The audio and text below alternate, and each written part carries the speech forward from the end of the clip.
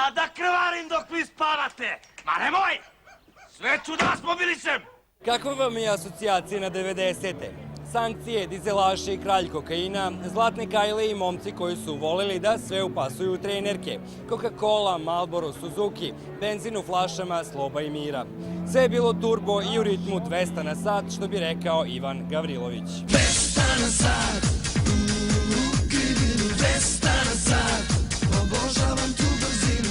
A od brzog momka Ivana Gavrilovića ostade njegovo blamiranje po reality show programima i autobiografija gde najavljuje da će konačno ispričati njegovu ljubavnu priču sa Marijom Milošević. Sve za majku Srbiju. A najveći biseri bile su pesme od grupe Đogani Fantastico.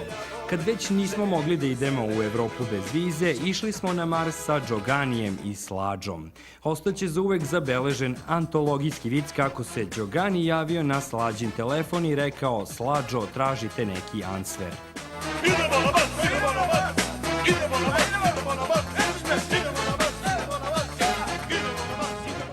Moby Dick, tražeći pevačici identitet, pevao je neki tu usta. Ne, nije u pitanju nešto bezobrazno i oralno, nego je u pitanju najveći sisar, a Srđan Moby Dick je hteo da ispadne provokativan. To je mnogo bolje tokom 70-ih radila Marina Tucaković sa dodirnim i kolena i Bregovica na zadnjem sedištu moga auta. Da li bi prala naše gaće, mače? Da li bi prala naše gaće, mače? Naše gaće, da li bi prala naše gaće, mače? Da li bi prala naše gaće, mače? Naše gaće. Jedina prava ljubavna poruka u 90-im bila je da li bi prala naše gaće mače. Pa nije ni čudo što je Nole, naš najbolji srpski sportista svih vremena, čovek koji igra kolo u američkim talk show programima, presudio šta je ostalo iz tih vremena kao kvalitet. Ivana Negativ je pokušala da bude rokerka u Srbiji, pa se ipak ispostavilo da je lakše pevati o bundi i pekari. Goca Tržan je ušla u istoriju kao osoba koju je navodno prosio jedan čovek u Sava centru. Pravi brak joj se završio razvodom o kome je brujala cela tabloidna štampa, a ona će ostati upamćena kao neko ko je najviše smršao u Survivoru. Ali i Goca je, kao i Ivana, ukapirala da su 90-te ostale upamćene po stihu Jel bi prala gaće mače. Ana Stanić kao da se stidi svoje uloge u 90-im. Ne brini se, Ana, ti si nama i tada bila slatka. Vlatka Pokus je pevala o Petku i Metku, ali to nije bio onaj seksi metak, nego onaj kriminalni. Meni je draga Alka Vujica koja je pevala Laži, laži, laži me. Provedu smo 90-te u najvećoj medijskoj mogućoj laži.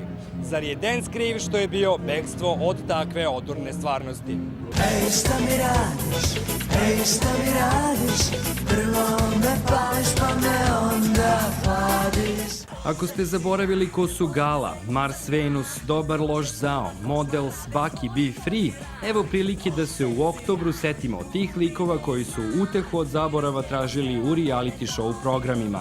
Nikad više zaboravljenih zvezda na jednom mestu. Žurka, žurka! A sve se desilo u oktobru. Od oktobarske revolucije u Rusiji, preko već ofucane priče o 5. oktobru, do oktobra 2011. kada nam se vraćaju 90. u obliku koncerta u Beogradskoj areni.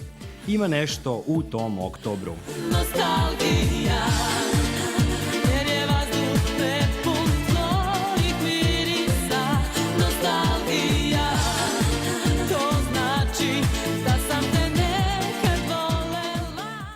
Po mom mišljenju, 90. je najbolje opevao Đorđe Balašević. A naš narod kaže da svako ko pravi nostalgiju od najgorih godina našeg života spada u opsenare i ljude koji prodaju maglu. 90. su jednostavno za zaborav. U njima je jedino lepo mače koje hoće da nam pere gaće. Za emisiju Tabloid o 90. razmišljao Nemanja Grujin.